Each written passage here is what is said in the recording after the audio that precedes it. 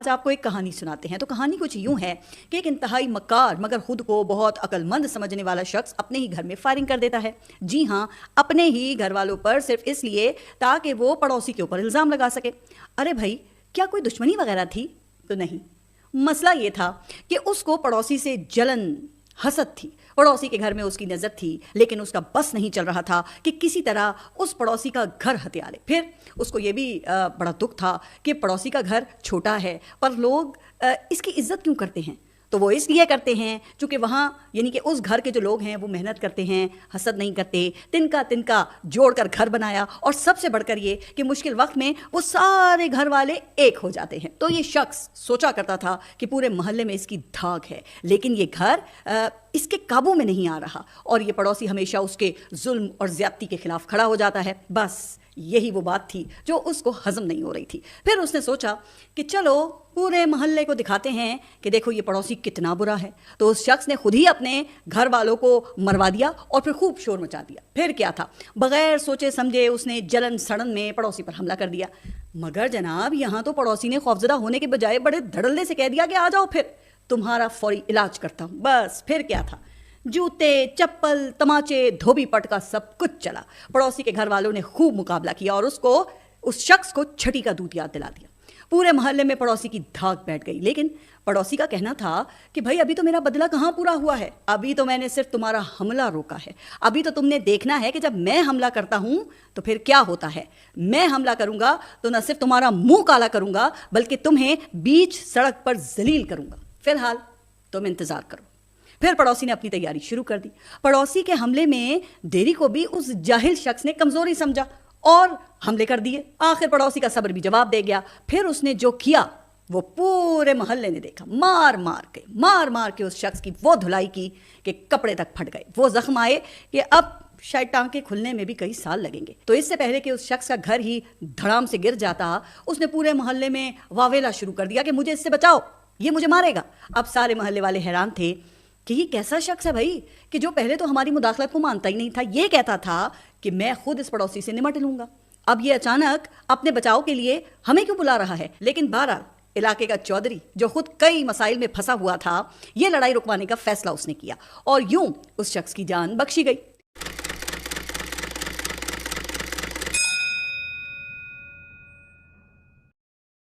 ویسے اب تک تو آپ سمجھ ہی گئے ہوں گے نا کہ یہ کس کی کہانی ہے. جی ہاں, یہ بھارت اور نریندر مودی کے انتہائی ذلت آمیز اپمان کی کہانی ہے. بھارت نے سوچا تھا کہ پاکستان پر حملہ ایک فلمی سین ہوگا, لیکن پاکستان نے دکھا دیا کہ یہاں ریئل لائف ٹاپ گن چلتی ہے. بھارتی پائلٹس نے جب پاکستان کی فضاؤں میں قدم رکھا تو ریڈار نے کہا انفیوڈ الرٹ, اور پاک فضائیہ نے کہا گیم اوور. پھر تو پاکستان نے ایسے ٹارگٹس لاک کیے کہ دشمن سوچتا ہی رہ گیا. اچھا ہاں, اس پر مجھے نا ایک لطیفہ یاد آیا تو آپ کے ساتھ شیئر کرتی ہوں. بھارت نے رافیل طیارے خریدنے کے بعد فرینچ پائلٹ سے اپنے پائلٹس کی تربیتی مشقیں شروع کی. فرینچ پائلٹ نے انہیں سکھایا کہ اس طرح یہ جہاز اوپر جائے گا, اس طرح یہ جہاز گھومے گا فضا میں, اور اس طریقے سے یہ جہاز میزائل چھوڑے گا. بھارتی پائلٹس نے انسٹرکٹر سے پوچھا کہ آپ نے یہ تو بتایا ہی نہیں کہ یہ طیارہ نیچے کیسے آئے گا. تو فرینچ انسٹرکٹر نے کہا کہ جب تمہارا مقابلہ پاکستانی پائلٹس کے ساتھ ہوگا تو وہ خود ہی تمہیں نیچے لے آئیں گے. بہرحال اس میں شک نہیں ہے کہ یہ تنازع پاکستان کی عظیم الشان فتح ہے. اس جنگ میں پاکستان نے بہت کچھ حاصل کیا جس کا سوچا بھی نہیں جا سکتا. الحمدللہ. سب سے پہلے تو پاک فضائیہ نے بھارتی فضائیہ پر اپنی مکمل برتری حاصل کی, اور بین الاقوامی میڈیا یہ تسلیم کر رہا ہے کہ پاکستان نے تو ناممکن کو ممکن کر دکھایا ہے. اچھا, اب یہ رائٹرز کے مطابق پاکستان کی یہ ملٹری اسٹریٹجی یورپ اور امریکہ کی ملٹری اکیڈمیز میں پڑھائی جائے گی.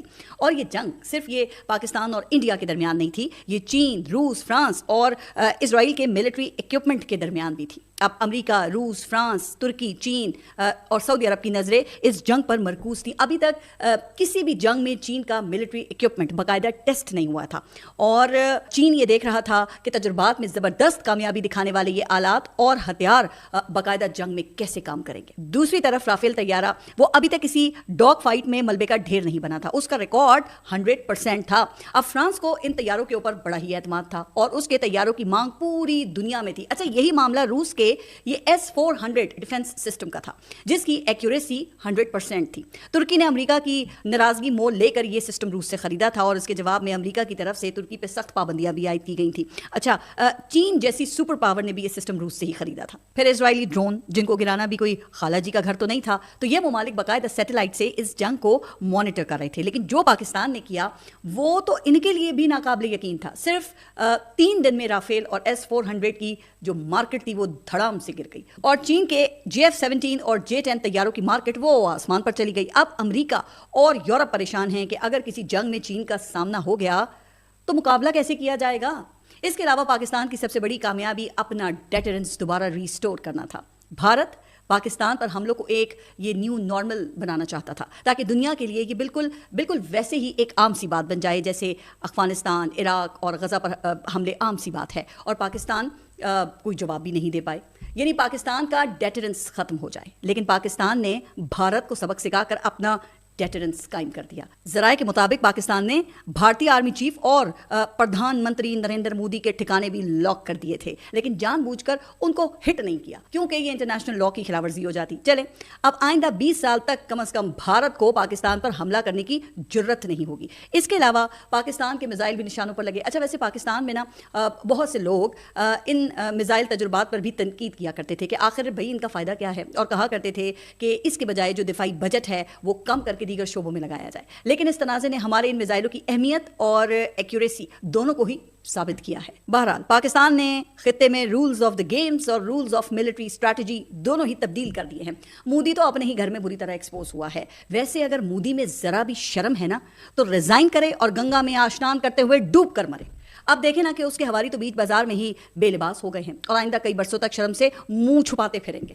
ویسے اب یہاں بھارتی جنتا کو بھی سوچنا ہوگا کہ وہ کس پاگل کو اپنا پردھان منتری چنتے آ رہے ہیں۔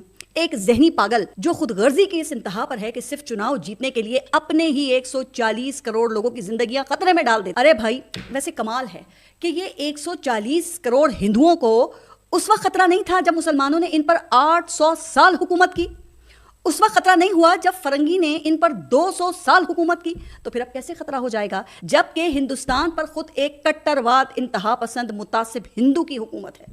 اس لیے کچھ عقل کے ناخن لو، خود بھی ترقی کرو اور پاکستان کی جان بھی چھوڑ دو۔ اچھا، اب یہاں سب سے بڑی بات پاکستان کی ڈپلومیٹک کامیابی ہے۔ آپ دیکھ لیں کہ اس پورے تنازع میں بھارت تنہا کھڑا دکھائی دیا۔ پوری دنیا نے دیکھا کہ بھارت پہلگام حملے میں پاکستان کے حوالے سے کوئی ثبوت پیش نہیں کر سکا۔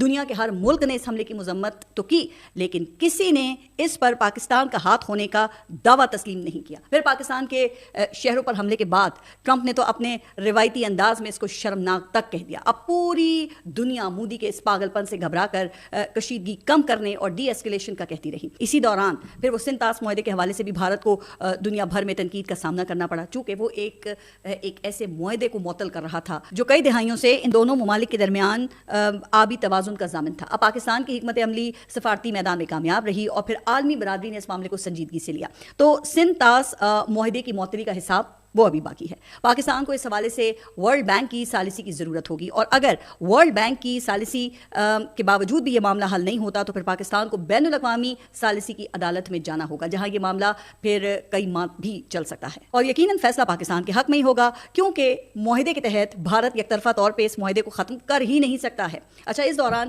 بھارتی کارٹون میڈیا اور بھارت کے ریٹائرڈ فوجی مسخرے اور دفاعی تجزیہ کار بھی ویسے بری طرح ایکسپوز ہوئے۔ خاص طور پر انہوں نے 8 مئی کی رات کو جو کامیڈی کا سیزن 2 پیش کرتے ہوئے تماشا لگایا تھا، وہ تو اپنے اندر ہی پوری ایک فلم تھا۔ انہوں نے راتوں رات پاکستان کا وہ کراچی پورٹ تباہ کروا دیا، بلکہ لاہور پر قبضہ کروا کے جنرل عاصم منیر کے خلاف فوجی کو بھی کروا دیا تھا۔ پاکستان کے F-16 جیٹ گرانے سے لے کے پاکستانی پائلٹ کی گرفتاری تک بھائی ایسے شوشے چھوڑے کہ دنیا کا تو ہنس کے برا حال ہو گیا۔ نمسکار دوستو، آپ سبھی کا نیوز ٹیل میں ہاردک سواگت ہے۔ تو دوستو، آپ نے جیسے کہ ویڈیو میں دیکھا، یہ جاہل عورت کس طرح کی بات کر رہی ہے، بھارت کے پردھان منتری کو گالی دے رہی ہے، کیونکہ دوستو آپریشن سندور میں ہارنے کے بعد پاکستان میں ان لوگوں کا مانسک سنتولن ہل چکا ہے۔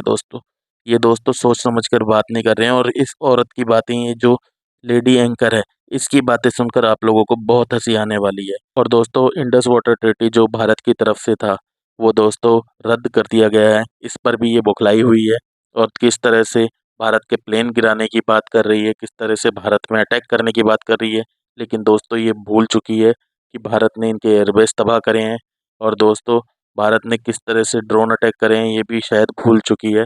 और ये दोस्तों पाकिस्तानियों की आदत है, ये जब भी हारते हैं ये जश्न मनाते हैं, और ये जश्न ही मना रहे हैं और ये दिखा रहे हैं कि ये जीते हैं।